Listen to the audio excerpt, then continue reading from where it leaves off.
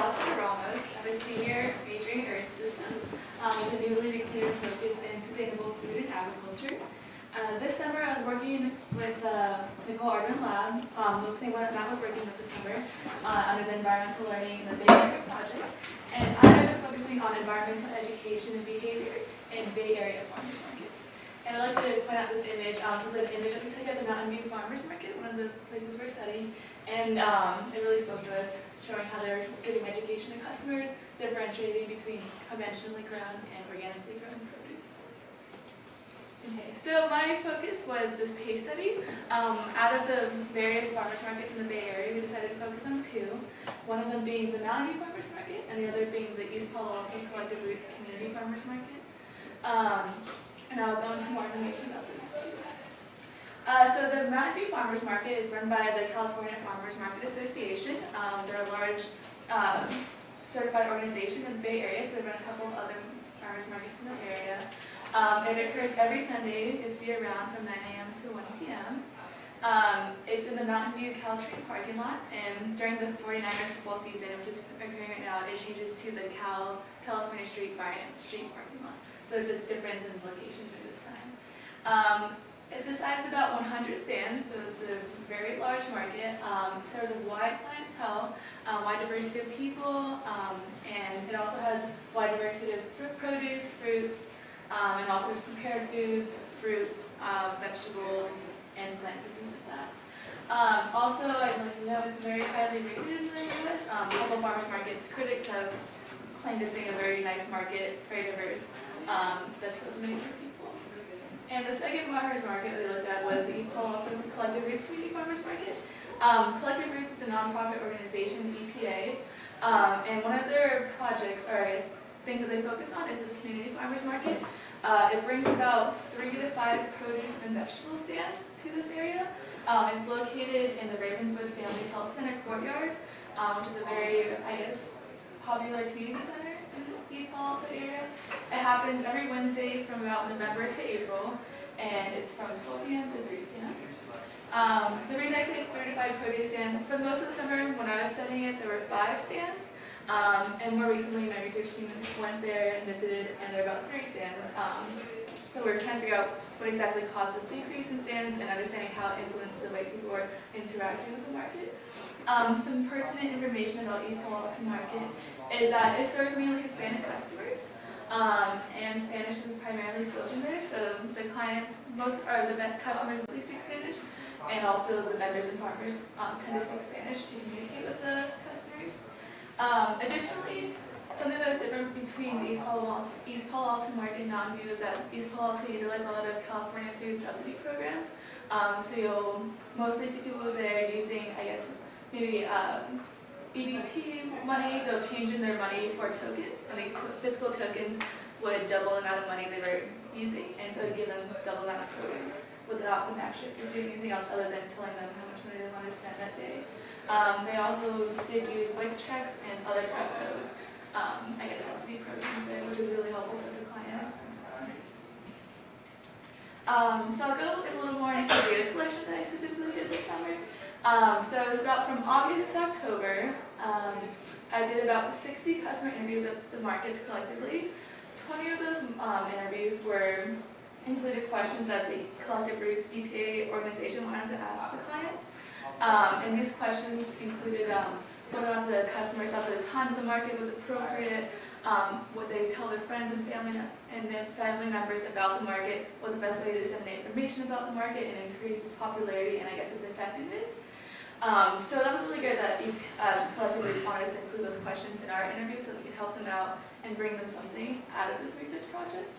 I also did structured observations. I got about 260 collectively from the markets, and those included observing interactions between vendors and customers, and also observing interactions between customers and customers, which gives some interesting insight into what exactly is happening as people are making decisions about produce and what's going on when they're in this market atmosphere. I did a couple of vendor interviews from EPA and from Mountain View, but it's also helpful in understanding what the vendors perceive as their role or responsibility in this transaction. A lot of vendors that we spoke to didn't just see themselves as selling produce to people or just giving them a product. They saw themselves as giving information through where they're buying produce but also wanted to learn something else out of this experience. And I have about 90 digital image photographs, and the photographs you see are the ones that we collected this summer, which we plan to also, I guess, code and understand how those photographs that we have in markets were influencing people in their learning and possibly behavior change. So the main research question that we're looking at this summer is, it's kind of this nexus of how is attendance at farmers markets, environmental learning that they're picking up at the farmers market, and environmental behavior related. So we're one of the main purposes of the interviews was understanding if learning is happening at these markets, and if learning is happening, what exactly are people learning about, and how is that learning occurring, and whether or not it's affecting their behavior towards more pro-environmental behavior or just not affecting their behavior at all. I would love to answer this question now, but we're still in the process of analyzing the data, so I don't want to make any assumptions based on like what stuck out to me the most this summer. But it's very interesting seeing what's happening at farmers markets other than just the perceived notions that people are buying fresh produce there, and understanding what type of learning is happening and if it's actually influencing people. And the left, you see a photo of a reusable bag that was for free by one of the farms that has a farm logo on it, which I found was really interesting that this farm was giving out food bags, and I guess, and from my perspective, influencing sustainable behavior. And on the right, you see a bin of nopales, or like cactus, at the East Palo Alto Farmers Market. And these cactus are, I guess, traditionally eaten by Latino Hispanic populations, and so it's great to see them catering to the population. And I've never seen nopales at the Mountain View Farmers Market. That's very interesting. I'll briefly speak about some emerging themes that I got from this summer. These things also relate to what our project, the Environmental Learning in the Bay Area project, was looking at. So everyday needs. Why are people going to farmers markets? Is it because they just need food? Everybody needs food. Is that why they are there? Interpersonal interactions. Are people getting something, I guess, substantial from interacting with vendors, interacting with their neighbors and friends, and how's that influencing their behavior and learning? Institutions. Are farmers markets viewed as institutions? Are they viewed as institutions of learning? Just understanding what a farmers market is and how that influences people and their interactions. And the other one is ages and stages. How does learning differ between different ages and people perceive the different stages of their life? So I'd like to give you just some data samples, a little bit of data samples that kind of stuck out to me and I thought were almost representative of the data this summer. And these are from Mountain View.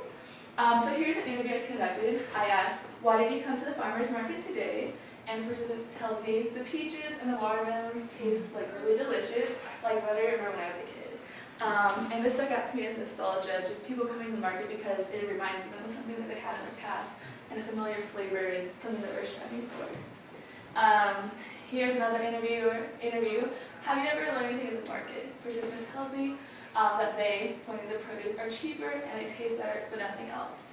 I also chose this because I found that although I wanted to hear that people were learning the market, some people just don't, and that is the truth, and I don't want to misconstrue that in any way. So here's an example of a participant who just doesn't feel like the market's gave them anything educationally. And here's an observation I took one day. The customer asked the vendor, so Honeycrisp apple season is like 2 weeks. The vendor responds, yeah, people found that out last week, and today we sold out Honeycrisp by 10:30 a.m. This is interesting because you hear the customer approaching the vendor, asking them about the specific apple and asking about seasonality, and also learning something out of it, how the seasonality affects market trends and how all this is affecting business as well. And I'll share some data samples from the EPA market. In one interview, I asked, what brought you to the market today? The person tells me, well, because we're on CalFresh and they collected roots, I actually have the chip program where you get twice as much. So it actually lowers our food costs. Plus organic food, as expensive as it is in the market, it tends to steer me here. This is also interesting in that this participant chose to go to this farmer's market because it helps them with their food costs and also allows them to buy organic foods, which they normally wouldn't have access to. So just seeing that was really powerful, that they could actually be here and get great food. And an observation, so this is in Spanish. I see the customer ask the vendor about these strawberries and I guess seasonality. The vendor brings out a large binder of documents, opens it up, and shows her what his farm grows based on the seasons. And it was really great for her to just come here, ask me about strawberries, and this vendor is like very popular for selling strawberries. So it's cool that she felt comfortable asking about them, and also asked about seasonality, and what was actually happening, what that meant, and what that meant for his farm as well. So the next steps, we continue analysis of data. I'll be using in vivo software, so taking these interviews, these transcriptions, observations, and photos, and understanding, or just analyzing a little bit more and seeing what trends emerge and what that means for my specific research question. And I guess kind of just understand through a combination of quantitative and qualitative data if people are learning, how they're learning, and if it's influencing their environmental behavior and what's influencing their environmentally related behavior. And a little bit of personal reflection. This summer was very, I guess, transformative in a sense for me. I just saw how, I guess, beautiful and powerful food can be for people. Not only is it, I guess, giving you nutrients, but it's also just influencing every part of your day.